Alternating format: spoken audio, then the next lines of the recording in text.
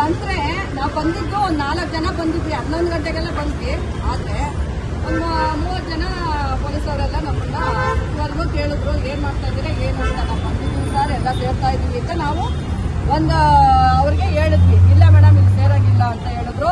ಆಮೇಲೆ ಅವ್ರ ಕಡೆಯವರೇ ಎಲ್ಲ ನಮ್ಮನ್ನ ಕರ್ಕೊಂಡೋಗಿ ಸ್ಟೇಷನ್ ಅಲ್ಲಿ ಕೇಳಿದ್ರು, ಏನ್ ಮೇಡಮ್ ಏನ್ ಮಾಡ್ತಾ ಇದ್ದೀರಾ ಅಂತ. ನಾವು ಧರಣಿ ಮಾಡ್ತಾ ಇಲ್ಲ, ನಾವು ನ್ಯಾಯ ಕೇಳಕ್ ಬಂದಿದೀವಿ. RR ಗೋಲ್ಡ್ ಪ್ಯಾಲೇಸ್ ಅಂತ ಮಾಲೀಕರು ನಮ್ಮ ಸಮಾಜದ ಮೇಲೆ ಖಂಡನೆ ಮಾಡಿದ್ದಾರೆ, ಅವಮಾನ ಮಾಡಿದ್ದಾರೆ. ಅದನ್ನ ನಾವು ಕೇಳೋದಕ್ಕೆ ಬಂದಿದೀವಿ. ನೀವು ಕರೆಸ್ತೀವಿ ಅಂತ ಹೇಳಿದ್ರೆ 11 ಗಂಟೆಗೆ, ಅದಕ್ಕೆ ಇಡೀ ಸಮಾಜನೇ ಕೇಳೋದಕ್ಕೆ ಧ್ವನಿ ಎತ್ತಿ ನಾವೆಲ್ಲರೂ ಬಂದಿದ್ದೀವಿ. ಇಡೀ ಸಮಾಜ ಜನ ಬಂದಿದ್ದಾರೆ, ತಾವೆಲ್ಲ ನೋಡ್ತಾನೆ ಇದ್ದೀರಾ, ಸಮಾಜ ಜನ ಬಂದಿದೀವಿ ನಾವು. ಆದ್ರೆ ಆ ವ್ಯಕ್ತಿ ಇಲ್ಲಿ ಬರ್ಲಿಲ್ಲ ಅಂದ್ರೆ ಗೊತ್ತಾಗುತ್ತಾ? ಏನ್ ಹೇಳಿ, ಸಮಾಜದ ಜನ ಬಂದ್ರೇನು ಇವರು ಬಂದು ಒಂದು ಕ್ಷಮಾಪಣೆ ಕೇಳೋದಕ್ಕೆ ಈ ವ್ಯಕ್ತಿ ಬಂದಿಲ್ಲ ಅಂತಂದ್ರೆ ನಮ್ಮ ಸಮಾಜದ ಬಗ್ಗೆ ಎಷ್ಟು ಕೀಳರಿಮೆ ಇರಬೇಕು ಅಂತ ನಿಮ್ಗೆಲ್ಲ ಗೊತ್ತಾಗ್ತಾ ಇದೆ. ಆದ್ರೆ ಇವ್ರು ಯಾವ್ದಕ್ಕೂ ನಮಗೆ ಇಲ್ಲಿ ಏನು ಮಾಡಬಾರ್ದು, ನೀವು ಜನ ಸೇರ್ಬಾರ್ದು ಅಂತ ತುಂಬಾ ನಮ್ಗೆ ಪ್ರೆಷರ್ ಕೊಟ್ರು. ಅದಕ್ಕೆ ನಾವು ಇವಾಗ ಎಲ್ಲರೂ ಸೇರಿ ನ್ಯಾಯ ಬೇಕು ನಮ್ಗೆ. ಅವ್ರು 5:30 ಬಂದಾಗ ಕರೆದಾಗ 4 ಗೋಡೆ ಮಧ್ಯೆ ಕುತ್ಕೊಂಡು ಕ್ಷಮಾಪಣೆ ಕೇಳ್ಬಿಟ್ರೆ ಅದು ಕ್ಷಮಾಪಣೆ ಆಗಲ್ಲ. ಎಲ್ಲಾರ ಮುಂದೆನೂ ಬಂದು ಮಾಧ್ಯಮಗಳ ಮುಖಾಂತರನೇ ಅವ್ರು ಕೇಳಬೇಕು ಅಂತ ನಾವು ಇದು ಹೋರಾಟ ಅಂದ್ರೆ ನಾವು ನ್ಯಾಯ ಕೇಳಕ್ ಹೋರಾಟ ಮಾಡ್ತಾ ಇದೀವಿ ಹೊರತು ಅವ್ರ ಮೇಲೆ ಗಂಭೀರ ಗಲಾಟೆ ಮತ್ತೊಂದು ಮಾಡಕ್ ಬಂದಿಲ್ಲ ಅಂತ ನಾವು ಇವ್ರು ಸಾರಿ ಹೇಳ್ತಾ ಇದ್ರು. ನಮ್ಮನ್ನ ಆ ರೀತಿನೇ ನೋಡ್ತಾ ಇದ್ದಾರೆ. ಇಲ್ಲಿ ಯಾವ ವ್ಯಕ್ತಿಗೆ ಯಾರು ಸಪೋರ್ಟ್ ಮಾಡ್ತಾ ಇದ್ದಾರೆ ಅಂತ ನೀವೇ ತಿಳ್ಕೊಳ್ಳಿ. ನಮಗೆ ನ್ಯಾಯ ಬೇಕು. ನಾವು ಕಮಿಷನರ್ ಆಫೀಸ್ಗೆ ನಾವೆಲ್ಲರೂ ಹೋಗ್ತಾ ಇದ್ವಿ, ನಮ್ಮ ಸಮಾಜ ಬಾಂಧವರು ಮುಖಂಡರು ನಾವೆಲ್ಲ ಹೋಗ್ತಾ ಇದ್ವಿ. ಅಲ್ಲೇ ನ್ಯಾಯ ಕೇಳ್ತೀವಿ. ಅಲ್ಲಿ ನಮಗೆ ನ್ಯಾಯ ಸಿಗ ನಾವು ಧರಣಿಗೆ ಫ್ರೀಡಂ ಪಾರ್ಕ್ ಅಲ್ಲೇ ಕುತ್ಕೊಳ್ತೀವಿ, ಕುತ್ಕೊಂಡು ನಾವು ಕೇಳ್ತೀವಿ. ಅಲ್ಲೂ ನಮಗೆ ನ್ಯಾಯ ಸಿಗ್ತಿದೆ. ನಾವು RR ಗೋಲ್ಡ್ ಪ್ಯಾಲೇಸ್ ಮುಂದೆನೆ ಬರ್ತೀವಿ. ಇದು ಖಂಡಿತ ಶತಸಿದ್ಧ. ಏನ್ರಪ್ಪ, ಇವತ್ತು ನಾನು ಕೇಳ್ತಾರಂತ ಪ್ರಶ್ನೆ, ಮೊದಲನೇ ಪ್ರಶ್ನೆ RR ಗೋಲ್ಡ್ ಆಗಿರ್ಬೋದು, ಮತ್ತೊಬ್ಬ ಆಗಿರ್ಬೋದು. ನಾನು ಕೇಳ್ತಾರ ಪ್ರಶ್ನೆ ಮೊದಲನೇದು, ವಿಶ್ವಕರ್ಮ ಚಿನ್ನ ಬೆಳ್ಳಿ ಕೆಲಸಗಾರಗಳು ಮೋಸಗಾರ? ಫಸ್ಟ್ ಇದಕ್ಕೆ ಉತ್ತರ ಕೊಡಬೇಕು.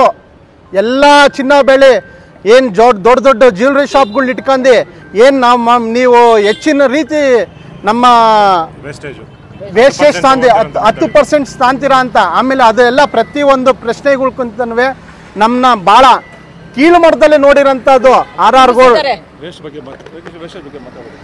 ಗೋಲ್ಡ್ ಮಾಲೀಕರಾದ ರಮೇಶ್ ಅವರು ನಮ್ಮ ವಿಶ್ವಕರ್ಮ ಜನಾಂಗನ ಮತ್ತು ಅದರಲ್ಲೇ ನಮ್ಮ ಚಿನ್ನ ಬೆಳ್ಳಿ ಕೆಲಸಗಾರನ ಭಾಳ ಕೀಳು ಮಟ್ಟದಲ್ಲಿ ನೋಡಿದ್ದಾರೆ.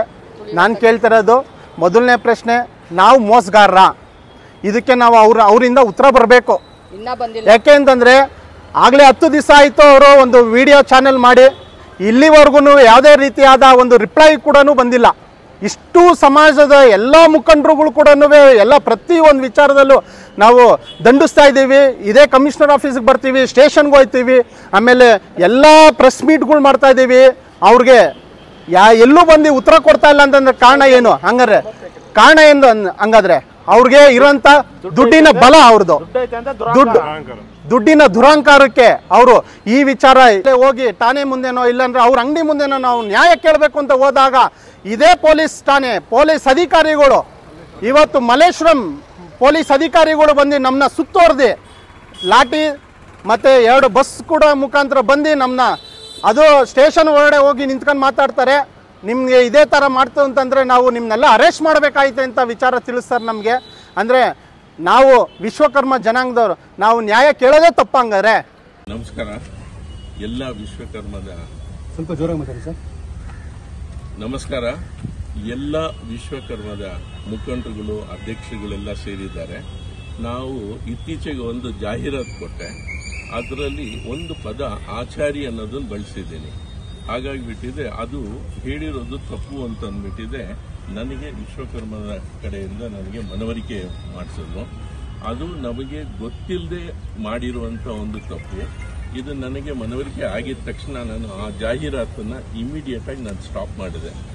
ಮತ್ತು ಅದಲ್ಲದೆ ಎಲ್ಲ ಮುಖಂಡರುಗಳು ಸೇರಿಬಿಟ್ಟಿದೆ ಈ ಒಂದು ಮಾತು ಹೇಳಿರೋದು ತಪ್ಪಾಗುತ್ತೆ, ಕೆಲಸ ಮಾಡೋದಕ್ಕೆ ಅಕ್ಕಸಾಲಿಗರು ಅಕ್ಕಸಾಲಿಗರು ಹಾಗಾಗಿಬಿಟ್ಟಿದೆ. ನೀವೆಲ್ಲರ ಕಡೆ ಮನಸ್ಸು ಬೇಸರ ಮಾಡಿದ್ದೀರಾ. ಅದನ್ನು ನೀವು ಇದ್ರ ಬಗ್ಗೆ 4 ಮಾತಾಡಿಬಿಟ್ಟು ಕ್ಷಮೆ ಯಾಚಿಸ್ಬೇಕು ಅಂತ ಹೇಳಿದ್ರು. ಈಗಾಗಲೇ ಇದಕ್ಕೆ ಮುಂಚೆನೂ ಒಂದ್ಸಲ ಕ್ಷಮೆ ಯಾಚಿಸಿದ್ದೀನಿ, ಹೇಳಿದ್ದೀನಿ. ಯಾಕಂದ್ರೆ ನಮ್ಗೆ ಗೊತ್ತಾಗಿ ಅರಿವು ಮಾಡಿದ ತಕ್ಷಣ, ಮನವರಿಕೆ ಆಗಿದ ತಕ್ಷಣನೇ ಹೇಳಿದ್ದೆ ನಾನು. ಮತ್ತೊಮ್ಮೆ ಎಲ್ಲ ಮುಖಂಡರುಗಳು, ಅಧ್ಯಕ್ಷರುಗಳೆಲ್ಲ ಬಂದಿರೋದ್ರಿಂದ ಅವರೆಲ್ಲರ ಮುಖಾಂತರ, ಈ ವಾಹಿನಿ ಮುಖಾಂತರ ನಾನು ನಿಮ್ಮೆಲ್ಲರಿಗೂ ಕ್ಷಮೆ ಯಾಚಿಸ್ತೀನಿ. ಅನ್ಯತಾ ಭಾವಿಸಬೇಡಿ. ನಾವು ಮಾಡಿರುವಂಥದ್ದು ಗೊತ್ತಿಲ್ಲದೆ, ನಮ್ಗೆ ಅರಿವಿಲ್ಲದೆ ಮಾಡಿರುವಂಥ ತಪ್ಪದು. ಹಾಗಾಗಿ ಈ ಒಂದು ವಿಚಾರವನ್ನು ಇವತ್ತಿಗೆ ಇಲ್ಲಿಗೆ ಮುಕ್ತಾಯ ಮಾಡಿಸೋದಕ್ಕೆ ಹೇಳ್ಕೊಳ್ತೀನಿ. ನಮಸ್ಕಾರ.